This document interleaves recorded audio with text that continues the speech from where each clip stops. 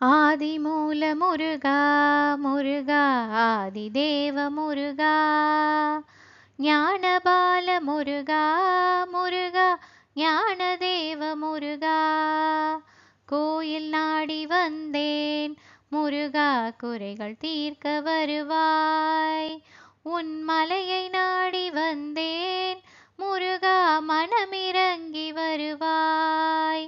மயிலழைக்க வந்தேன் முருகா மனமகிழ்ந்து வருவாய்